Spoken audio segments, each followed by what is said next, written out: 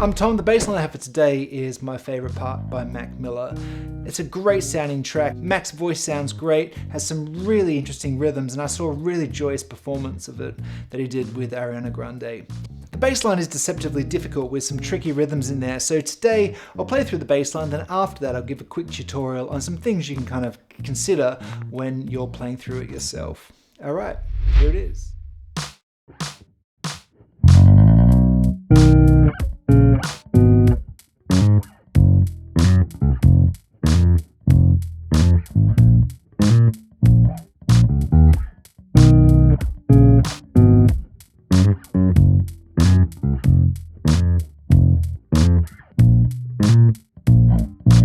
So the way I'll look at the bass line is that there are some chords, which are these parts here. And then we have kind of movements around the chords. With the chords,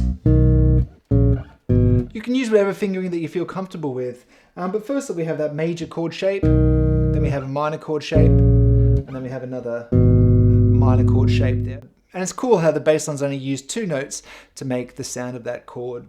So with these chords, be careful how long you hold them down for, because if you hold them down for too long, they start clashing with the underlying harmony of the track, and it sounds pretty terrible. So you may just want to hold down the root notes of the chords as you're kind of progressing through, especially the verse part where Mac's singing. So with your right hand, in order to be able to play both the chords as well as those kind of single notes, I would kind of keep my hand like that. So you're playing the E string with your thumb and then the other strings with your index finger. And I found that kind of the easiest way to do it.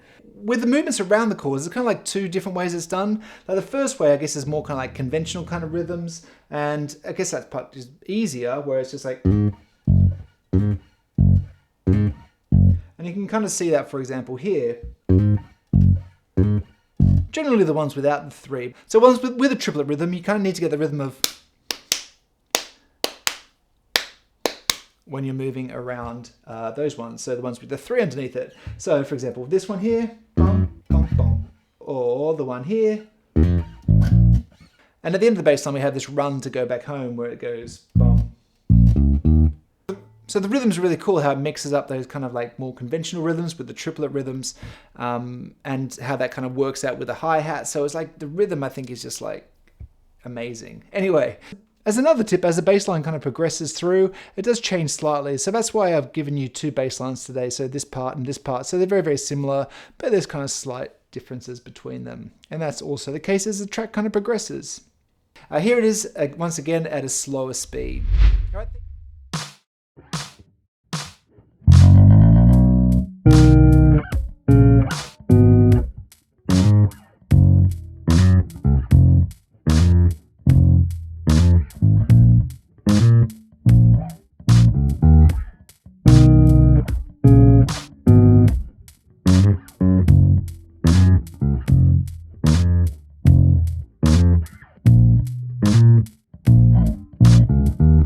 So if you want printable PDFs or guitar profiles from today's lesson, they're available on my Patreon page. And a big thanks to all my patrons, especially my VIP patron.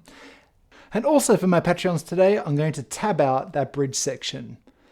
Anyway, here's some more videos that you might find interesting. All right.